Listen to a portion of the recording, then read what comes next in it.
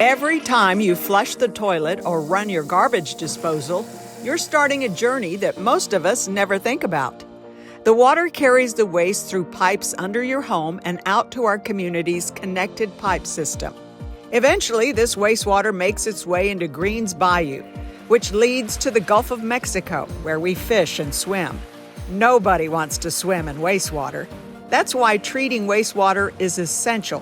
Our community must meet strict environmental standards before releasing any water into the bayou. Greenwood Utility District is responsible for this process for your neighborhood.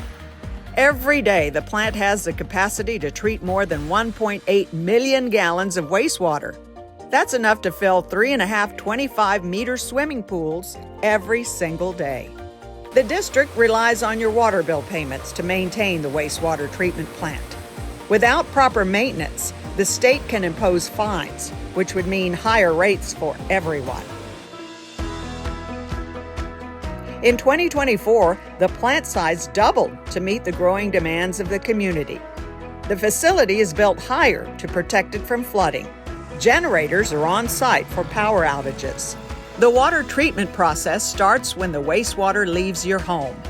Gravity helps move the water through the pipes to one of several lift stations, where electric pumps raise it to keep it flowing. Think of it like a pinball game, where you have to lift the ball for it to roll back down. When people put bacon or beef grease down the kitchen drain, the grease forms hard balls and blocks the pipes. Workers must suction the grease out to keep the system flowing. If the power goes out, generators are used to operate the pumps and ensure wastewater flow doesn't back up into your home. When the wastewater arrives at the treatment plant, it goes through another lift station before reaching the headworks. Now operators must remove anything that shouldn't be flushed or put down drains. This process is not only gross, but time-consuming and costly. When items are flushed that shouldn't be, it costs more to clean the system, which can raise your rates. Diapers, paper towels, baby wipes, kitty litter, condoms, chicken bones, hair, and feminine products, including tampons, should never be flushed. Even items advertised as flushable, such as flushable wipes, clog the system. Only flush the 3 Ps: pee, poo, and toilet paper. Next, the wastewater moves into the aeration basin, where microscopic bugs digest the waste, making it cleaner. Air is pumped into the basin to keep the bugs alive. From there, the wastewater flows into the clarifiers, where the thick sludge sinks to the bottom. The sludge will be sent back to the headworks to be cleaned again, or it will be pumped into the digester. A digester processes the sludge, and then it's pumped into a truck and taken to the dump.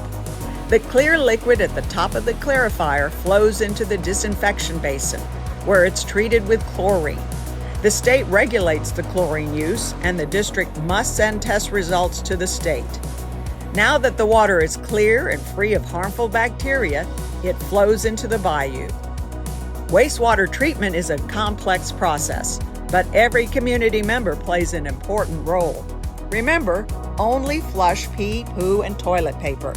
Chicken bones and grease go in the trash, not down the drain.